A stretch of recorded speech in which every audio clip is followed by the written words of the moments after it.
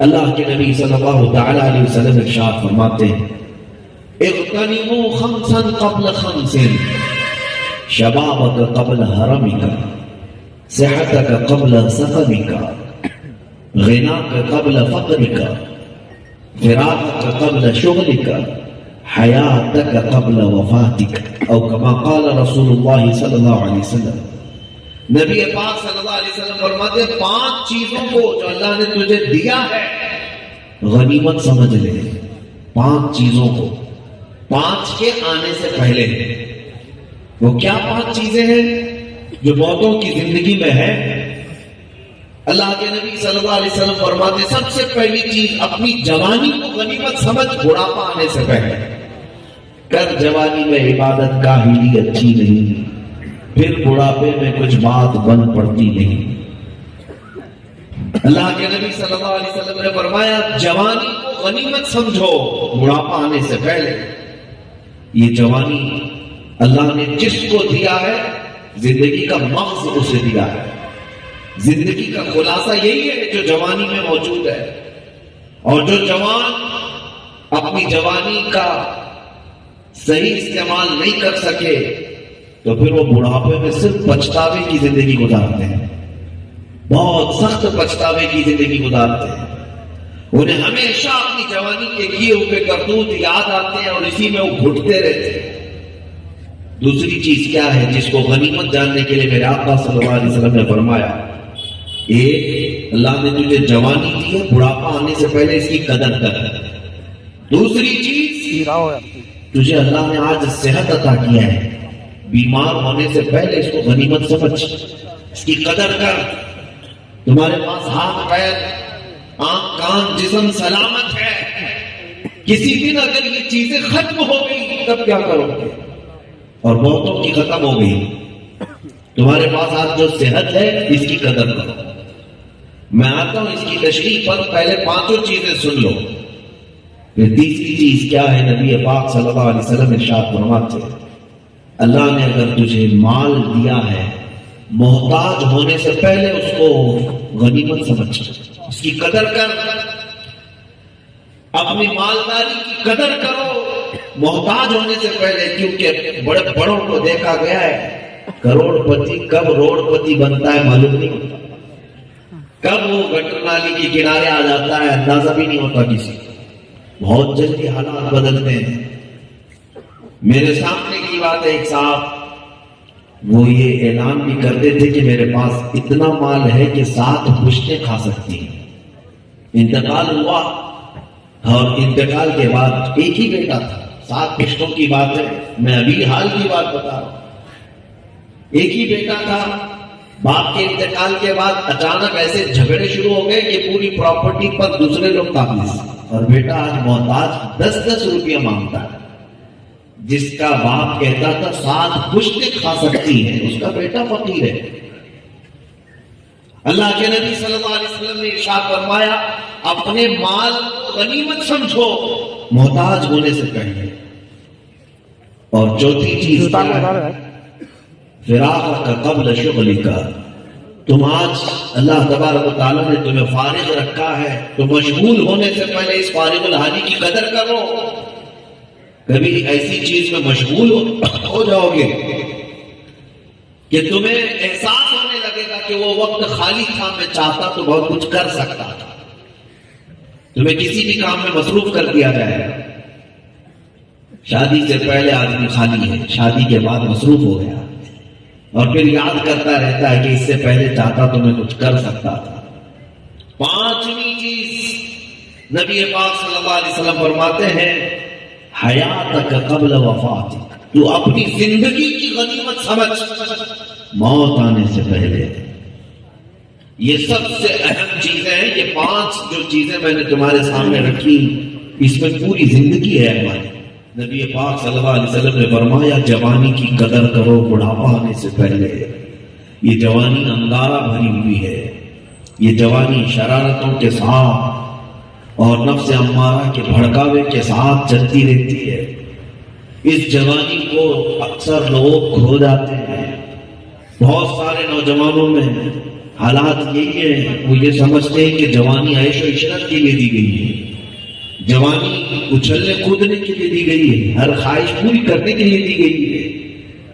جوانی میں کیے ہوئے مزے کھجلی کی طرح ہوتے ہیں، گناہوں کا مزہ کھجلی کی طرح ہوتا ہے، کھجاؤ تو اچھا لگتا ہے، بعد میں چھوڑ دو تو زخم ہو جاتا ہے۔ وہ زخم بہت لمبے دیر تک تمہیں پریشان کرے گا۔ عزیزان گرامی، جن نوجوانوں نے اپنی زندگیوں کو تباہ کیا، ان کے لیے میں ایک ہی جملے کے ساتھ اپنی گفتگو میں یہ 5 جو چیزیں بتائی ہیں، اس میں سب سے اہم چیز یہی ہے، اپنی جوانی کی قدر کرو، اپنی جوانی کی قدر کرو۔ اور میں یہ بات اس لیے فورس کے ساتھ کہہ رہا ہوں کہ اکثر میرے سننے والے بہت سارے نوجوان ہی ہیں، بہت سارے جوان ہی سن رہے ہیں۔ تمہیں اللہ نے آج جوانی دی ہے، جوانی شروع ہوتی ہے 18 سال کی عمر سے اور پھر 40 سال تک ختم ہو جاتی ہے۔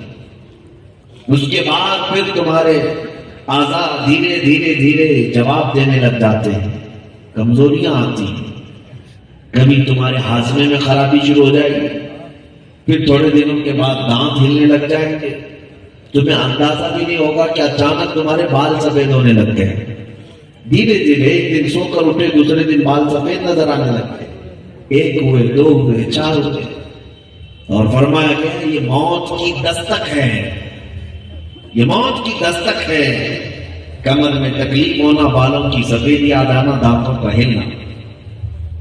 اور نوجوان یہ کان کھول کر کے سن لو، ایک حدیث اور ہے، نبی رحمت صلی اللہ علیہ وسلم ارشاد فرماتے قیامت کے دن اس وقت تک کوئی بھی بنی آدم کا بیٹا، کوئی بھی اولاد آدم میں سے، یعنی سارے انسانوں کے بارے میں حضور فرماتے کوئی انسان اس وقت تک محشر کے میدان سے قدم نہیں ہٹا سکتا جب تک اللہ کے اس سوال کا جواب نہیں دے دیتا۔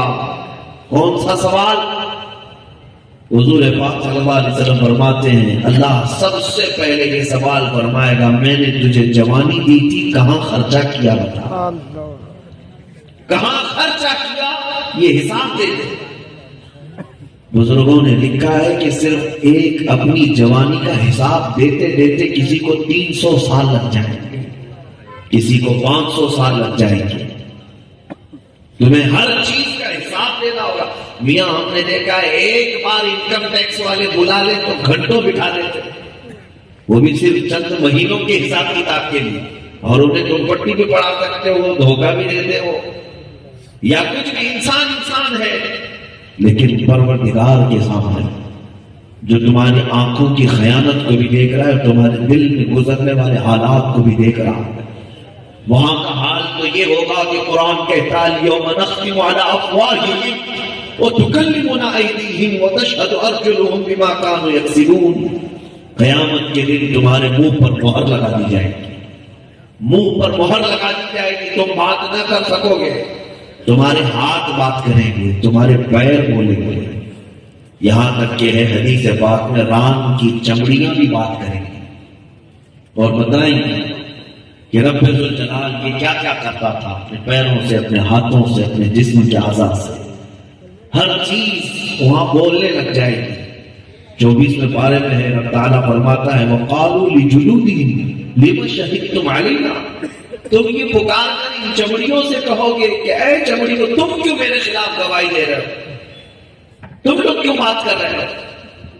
اس کا احساس یہ بولے گا کہ یہ سب جسم بول رہا ہے آج، جبکہ ہم انگلی کو تھوڑا سا خروچ بھی آ جائے تو مرہم پٹی کر کے کتنی اس کی حفاظت کرتے، ہم اپنی چمڑیوں کی حفاظت کرتے اور یہ ہمارے خلاف قیامت کے دن گواہیاں دے رہی ہیں۔ تو اس دن ہمارے جسم کا ہر عضو بولے گا کہ تجھ کو جس نے پیدا کیا تو اس کی مرضی کے مطابق ہمیں نہیں چلایا، اگر اس کی مرضی کے مطابق ہمیں چلایا ہوتا تو آج ہم سب تیری حمایت میں گواہی دے رہے ہوتے۔